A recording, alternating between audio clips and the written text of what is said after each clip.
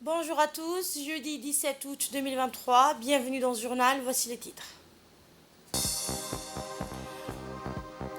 Le président de la République a reçu ce matin une délégation américaine conduite par l'adjointe de la sous-secrétaire de la Défense américaine. Les détails dans un instant. Alors que de nombreux Haïtiens sont forcés de fuir en raison de l'extrême violence, le patron de l'ONU plaide en faveur d'une rapide mobilisation d'une force internationale. C'était les titres. Bonjour et bienvenue. Merci de nous accueillir chez vous. Le président de la République, Ismaël Omar Guelleh, a reçu ce matin au Palais de la République une délégation américaine de haut niveau conduite par l'adjointe de la sous-secrétaire de la Défense américaine, Madame Mara Karlin, et le chef du commandement des États-Unis pour l'Afrique, AFRICOM, le général Michael Langley. Eh bien, cette audience servit tout d'abord de cadre entre le président de la République et la délégation américaine, d'aborder les relations d'amitié et de coopération déjà privilégiées entre les deux pays et les voies et moyens de promouvoir et développer davantage les partenariats étaient au cœur des échanges entre le chef de l'État et l'adjointe de la sous-secrétaire de la Défense américaine et le chef de l'AFRICOM. Au cours de l'audience, le président de la République et la délégation ont abordé les partenariats stratégiques des deux nations dans différents secteurs, notamment dans le développement économique, la défense et de la sécurité, mais aussi dans la lutte contre le terrorisme. Dans cet ordre d'idées, la délégation américaine a surtout recueilli les points de vue du président djiboutien relatifs aux mutations géostratégiques et aux nombreux défis, notamment sécuritaires, auxquels fait face notre sous-région. La délégation américaine, conduite par l'adjointe de la sous-secrétaire de la Défense, comprenait également le général-major de la force américaine de la Corne de l'Afrique, chargé des affaires de l'ambassade américaine à Djibouti. Eh bien, dans son intervention, la sous-secrétaire adjointe de la défense américaine a indiqué que les échanges avec le président de la République étaient fructueux. Elle a ajouté qu'au cours de cette audience, le chef de l'État et la délégation américaine ont abordé plusieurs sujets à l'ordre du jour, notamment les voies et moyens de promouvoir davantage l'excellente relation qui existe entre la République de Djibouti et les États-Unis dans divers secteurs. L'adjointe sous-secrétaire de la Défense américaine n'a pas manqué de réitérer l'engagement et la disponibilité permanente des États-Unis à notre pays dans l'accomplissement des objectifs de paix et de stabilité dans cette partie du monde. Pour sa part, le chef du commandement des États-Unis pour l'Afrique, le général Michael Langley, a indiqué que Djibouti est un allié stratégique pour les États-Unis pour le développement et l'instauration de la paix et la stabilité dans la région. La République de Djibouti, sous le leadership du président de la République, Ismaël Omar Guelleh, joue un rôle essentiel, a-t-il indiqué, pour le retour de la paix et la stabilité et la fin du conflit au Soudan. Le pays contribue aux missions de maintien de la paix et combat le terrorisme à travers les troupes somaliennes en Somalie, a-t-il dit. Le ministre des Affaires étrangères de la coopération internationale, Mahmoud Ali Youssouf, nous fait le point sur cet entretien entre le chef de l'État et la délégation américaine. La présence américaine est très importante pour la région. C'est-à-dire que la paix et la stabilité dans cette région, je dirais, est un facteur auquel il contribue. La lutte contre les terroristes à Shabab également est une activité que le camp Plémonier est en train de mener avec beaucoup de sérieux. Ce que nous souhaitons, c'est que ce partenariat puisse vraiment être encore plus, je dirais, qu'il y ait des retombées plus importantes pour la République de Djibouti. Par exemple, il y a plus de 1000 travailleurs djiboutiens dans le camp. Nous souhaitons qu'il y ait de plus en plus encore. Il y a des services qui sont utilisés par le camp et je crois que ces services vont également apporter une valeur ajoutée à l'économie djiboutienne. Il est très important de regarder les relations américano-djiboutiennes sous l'angle sécuritaire, mais également sous l'angle du développement, etc. Ce que j'aimerais ajouter, c'est que nous apprécions cette relation. Nous souhaitons que cette relation puisse se poursuivre et nous souhaitons vraiment que ce partenariat puisse être utile aux deux pays. Et ce communiqué qui nous est parvenu de la préfecture de la ville qui informe que dans le cadre de la sauvegarde de l'environnement et afin de lutter contre les épidémies telles que les maladies diarrhéiques et le choléra, la préfecture de Djibouti-Ville informe les propriétaires des camions citernes, des vidanges, des fosses septiques qu'il est désormais strictement interdit de déverser les eaux usées dans les jardins de la ville. Cette pratique néfaste à la santé publique ne sera plus tolérée et les contrevenants se verront systématiquement confisqués de leurs camions. Cependant, la préfecture appelle aux propriétaires de ces camions citernes au respect de leur obligation à effectuer le vidange dans les stations de dépôt réservées à cet effet par l'administration. Le mouvement Jeunesse Une et Indivisible, en collaboration avec la commune de Balbala et le ministère de la Santé, a organisé hier la deuxième étape de la campagne de prévention et de sensibilisation des jeunes contre les dangers de la drogue et de la consommation des stupéfiants dans la grande salle de conférence du complexe Al-Rahma. Le thème de la campagne est « La drogue détruit nos vies, ma contribution à l'émergence d'une jeunesse saine et sans drogue ». La campagne a rassemblé plus de 200 jeunes et groupes associatifs de la commune de Balbala. La conférence s'est déroulée en présence du président du mouvement de la jeunesse une et indivisible, Ahmed Mongola, la vice-présidente du mouvement de la jeunesse une et indivisible, donc Ismahan Abdelrahman, le deuxième vice-président Mohamed Ali, chargé de la coordination, le représentant du ministère de la Santé, Dr Mahad Farah Ibrahim, le représentant du ministère de l'Intérieur, ainsi que le capitaine de la police Mohamed Khairé et le représentant de la gendarmerie, le lieutenant Hassan Jama' Mer. Un objectif, sensibiliser les jeunes aux dangers liés à la consommation de drogue, avec l'appui de professionnels de la santé chevronnés et des spécialistes de la prévention des addictions. Les jeunes de la commune de Balbala se sont tous engagés à être actifs dans la lutte contre l'usage et la consommation des drogues et à transmettre le message, donc ce message à leur père. Écoutons pour plus de précision le mot du deuxième vice-président de cette association, Mohamed Ali, chargé de la coordination. Nous avons appelé tout ce monde-là ici, d'abord pour montrer que la lutte contre la drogue n'est pas l'apanage d'un seul ministère ou d'une seule institution, mais c'est une lutte transversale qui doit faire coordonner plusieurs institutions, plusieurs ministères, parce que la drogue est le facteur d'un côté de la criminalité, et c'est un facteur, et c'est la cause aussi des accidents de circulation de la route. Hier, c'était au ministère de la Santé au profit de la commune des jeunes de la commune de Boulahaus. Aujourd'hui, c'est pour la commune de Balbala. Demain, dans la semaine à venir, nous serons dans les régions de l'intérieur pour dire que quand le mouvement de la jeunesse unie indivisible fait un atelier, une conférence sur un thème donné, il le fait pour toute la République de Djibouti, pour toute la jeunesse de Djibouti. Il ne s'agit pas seulement d'en parler, de sensibiliser, mettre un coup de frein à la drogue qui se répand beaucoup ces derniers temps. Nous allons faire des rapports dans lesquels nous mettrons une série de recommandations que nous allons remettre aux autorités compétentes.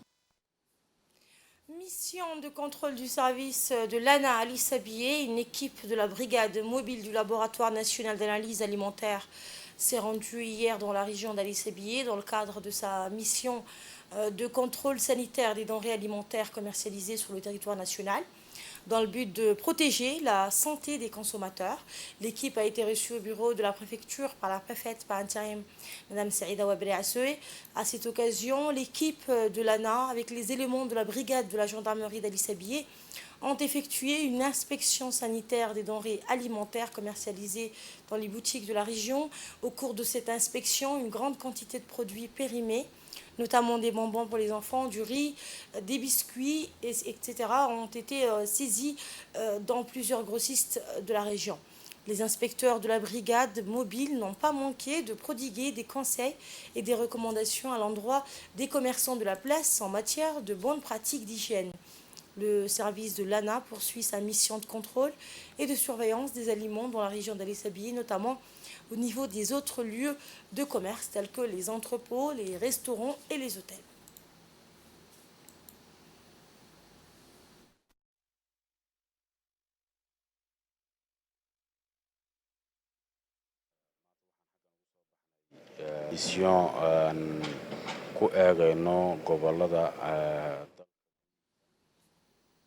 Et dans notre dossier grand format, la lutte contre les accidents de la route et les problèmes liés à la sécurité routière.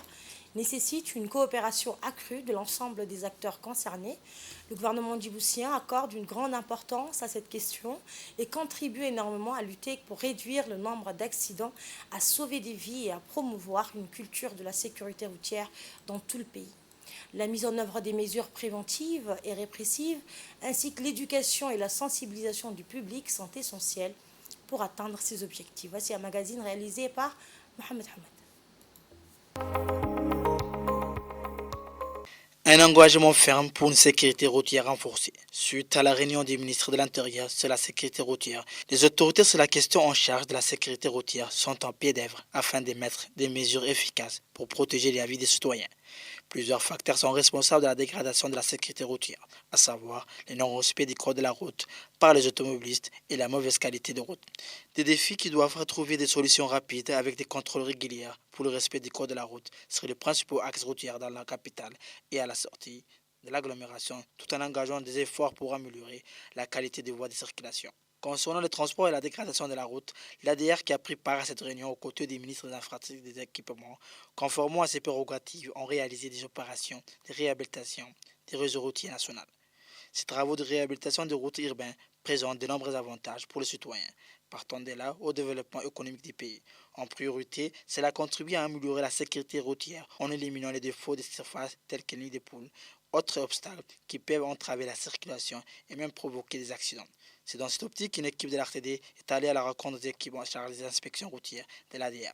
Ces équipes ont pour mission de vérifier et d'évaluer l'état d'avancement des dégradations des routes en mauvais état, identifiant celles qui présentent les plus de détérioration et des dangers potentiels pour les usagers pour pouvoir par la suite remettre les rapports finaux aux équipes en charge des travaux. C'est ce que nous explique M. Mohamed Mahdi, responsable de la cellule des inspections routières de l'ADR. Les missions de la cellule sont diverses. Nous sommes chargés de faire un contrôle au préalable de l'état du réseau routier et des voies urbaines endommagées. Établir ensuite un planning d'intervention en ciblant bien évidemment les zones d'urgence et les types de dégradation. Enfin, envoyer ces plannings à la direction des travaux pour l'intervention en charge de réhabiliter les différentes dégradations. Première inspection qui est globalement une étude sur le réseau routier national et la deuxième inspection qui est une étude plus détaillée.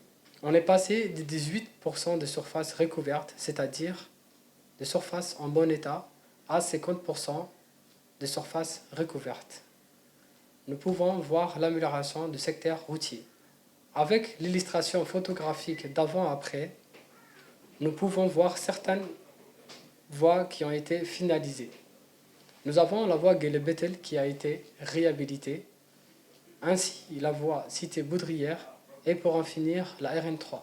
Pour accomplir leurs différentes missions menées au quotidien, la cellule d'inspection routière, la direction des travaux de l'ADR dispose des matériels des derniers cris ou d'équipements sophistiqués à la pointe de la technologie, raison pour laquelle les opérations sont menées d'une main de maître dans les délais impartis. Aujourd'hui, nous disposons des équipements, des voitures bien équipées pour cartographier les conditions et les états de la route et les dégradations pour avoir une idée globale de la situation de la route à Djibouti.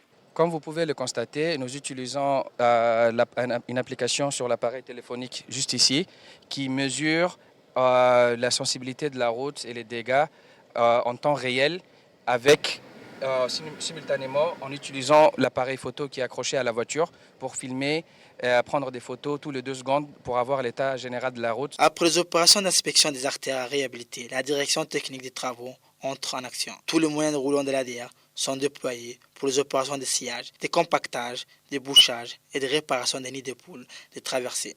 Les routes ciblées sont principalement des voies hautement fréquentées par le transport en commun et les automobilistes. Il est à noter que dans ces opérations stratégiques et de grande envergure de l'ADR est appuyé par des partenaires au développement comme l'agence japonaise de coopération, la JICA. Les usagers au quotidien de ces voies routières se sont trop lentement plaints de l'état de dégradation avancée de ces routes. Désormais, ce genre de situation n'appartiendra qu'au passé. Ces travaux consistent à réhabiliter les nids de pluie qui menaient à les nids de pluie qu'il y a sur la route qui va vers le centre-ville.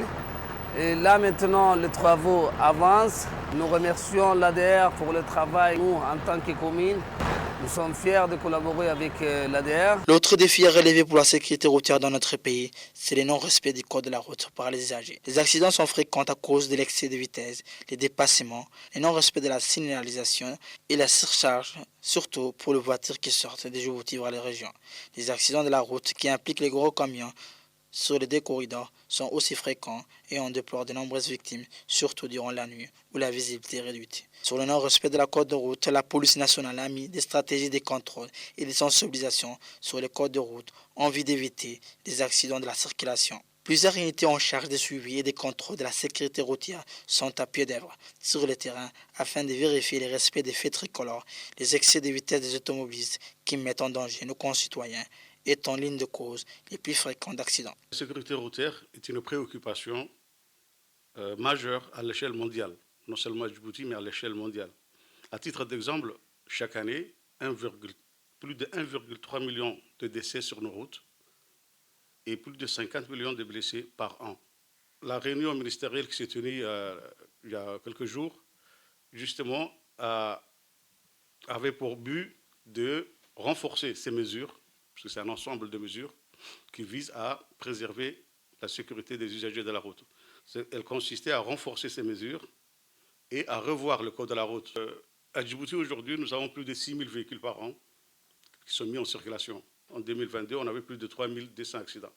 Cette année, au mois de juillet, nous sommes déjà à plus de 2 000. Donc, pour résoudre, bien sûr, à court terme ou à moyen terme, ce problème, il faut que tous ces départements conjuguent leurs efforts de manière à endiguer cette délinquance routière. Au niveau de la police, comme je vous disais, c'est un renforcement, bien sûr, de ces mesures, c'est-à-dire renforcement au niveau de contrôle, renforcement, bien sûr, au niveau de la sensibilisation, que d'ailleurs nous allons faire à travers les médias. Nous avons également des programmes axés sur les élèves dans le milieu scolaire. Nous visons bientôt sensibiliser au niveau des jeunes parce que la sécurité routière, si vous voulez, c'est une culture. Si l'enfant, dès le bas âge, comprend les dangers de la sécurité routière, ça lui servira beaucoup de choses à l'âge adulte. La sécurité à tous les niveaux et le bien-être des Djiboutiens est une des priorités de la feuille de route du président de la République, son Excellence M. Ismaël Omar Guelleh et de son gouvernement. Cela inclut bien évidemment une baisse drastique des taux d'accidents de la route et la protection des automobilistes. Dans la poursuite de l'application des directives du Haut Commandement de la Gendarmerie nationale en matière de lutte contre le trafic des produits stupéfiants, c'était au tour de la brigade d'Ambouli d'effectuer lundi une descente dans sa circonscription. Une enquête ayant permis l'identification des trafiquants grossistes des produits stupéfiants, l'interpellation sont enchaînées cette semaine avec des saisies importantes. Au cours de cette opération, les gendarmes de la brigade d'Ambouli, appuyés par leurs collègues de la gendarmerie mobile, ont interpellé 3 trafiquants présumés d'herbes de cannabis. Les différentes perquisitions effectuées ont permis la découverte de 4 tasses d'herbes de cannabis, 269 emballages en aluminium, dans lesquels sont conditionnés de l'herbe en détail une somme d'argent de 250 000 francs, dont 167 000 en monnaie. Objet de la recette de vente en détail, enfin une machette. Les auteurs présumés de ce réseau de trafic des stupéfiants ont été placés en garde à vue. À l'issue de l'enquête diligentée, ils seront déférés devant le procureur de la République.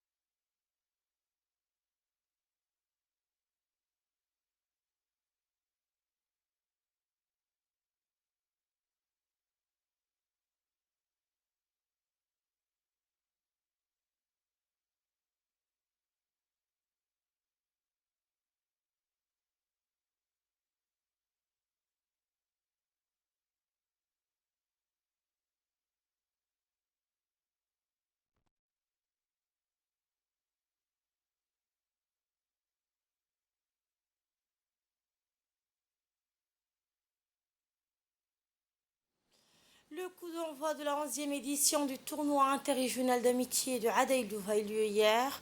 Une cérémonie présidée par le président de l'ONG EVA, Ahmed Ali Mohamed, et qui a vu la participation de plusieurs invités de la population de la sous-préfecture de Adaïlou. Durant cette première journée, les rencontres de football se sont succédées, avec 2 rencontres dans la matinée et 2 autres dans l'après-midi. Arta et Tadjoura ont fait match nul. Dikil s'est imposé face à Ali Sebiye, 1-0. Puis dans l'après-midi, la formation de Adaïlou a battu celle d'Arta sur un score d'1-0. Et enfin, Obok et Ali Sebiye ont fait match nul. Et durant cette même journée, une séance de rencontre associative a eu lieu avec un atelier sur la présentation des efforts de lutte contre les changements climatiques dans le bassin versant de Wérima. Il est à noter que d'autres disciplines sont au menu de ce tournoi, comme le volleyball ou encore des courses de vitesse à 1000 mètres, ainsi que de plusieurs autres rencontres associatives.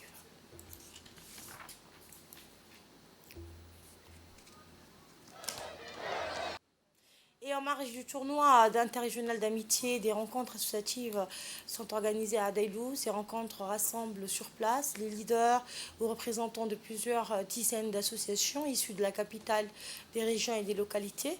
L'environnement et sa protection contre les effets néfastes du changement climatique était le thème retenu lors de la rencontre associative qui a eu lieu donc hier. Un atelier sur la présentation des efforts de lutte contre les changements climatiques dans le bassin versant de Wérima, qui a vu la participation des jeunes représentants des différentes associations militants pour la protection de l'environnement du pays.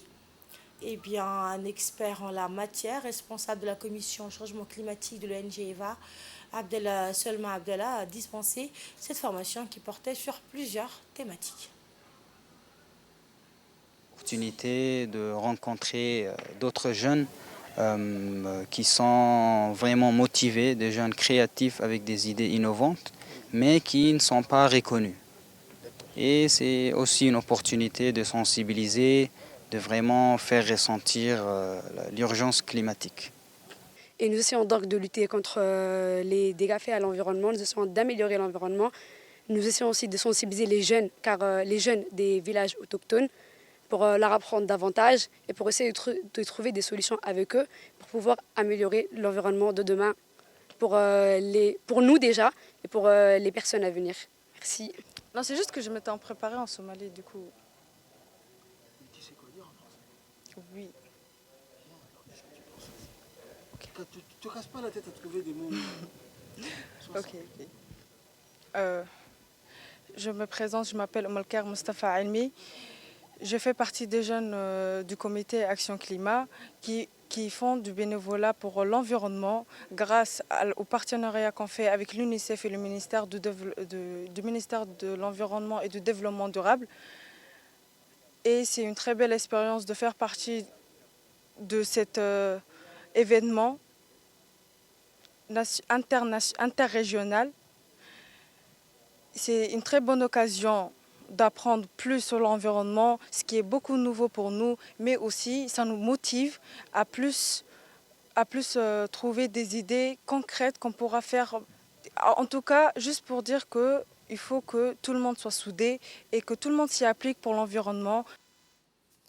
Au Soudan, les organisations humanitaires appellent à l'aide. L'acheminement de l'aide dans la région soudanaise du Darfour, ravagée par la guerre, est possible mais difficile. C'est ce qu'a déclaré un important groupe d'aide humanitaire. David McDonald, directeur régional de CARE International, a expliqué que son organisation n'est en mesure de fournir de l'aide à la région qu'en raison des liens qu'elle entretient avec les communautés locales. Il est difficile de se réapprovisionner dans le sud du Darfour à l'heure actuelle. Nous avons besoin de voies pacifiques pour acheminer l'aide et l'assistance, a-t-il ajouté. Le Soudan a été plongé dans le chaos en avril lorsque des mois de tensions larvées entre l'armée dirigée par le général Abdel Fattah al-Burhan et les forces de soutien rapide commandées par Mohamed Hamdan Dagalo ont débouché sur des combats ouverts à Khartoum et ailleurs. Alors que de nombreux Haïtiens sont forcés de fuir en raison de l'extrême violence imposée par les gangs qui règnent en maître à Port-au-Prince. Le patron de l'ONU plaide en faveur d'une rapide mobilisation d'une force internationale regroupant des forces de police et des militaires. À pied, à moto ou entassés dans des voitures, des milliers d'habitants chargés de sacs et de valises ont fui mardi un quartier de Port-au-Prince attaqué par les membres d'un gang. Les autorités haïtiennes ont confirmé lundi que des maisons avaient été incendiées. Elles ont également dit avoir reçu des signalements de décès qui n'ont pas pu être vérifiés pour l'heure. Au moins 3120 personnes ont fui ce quartier, selon un bilan provisoire de la direction de la protection civile. Ce chiffre pourrait continuer à grimper. L'Angleterre, championne d'Europe en titre, sera opposée à l'Espagne en finale du mondial féminin dimanche avec sa victoire 3-1 contre l'Australie, pays co-organisateur, hier en demi-finale à Sydney. Les Anglaises ont ouvert le score grâce à une reprise en pleine lucarne d'Ella Toone à laquelle a répondu la star australienne Sam Kerr d'une frappe tout aussi superbe après un raid solitaire.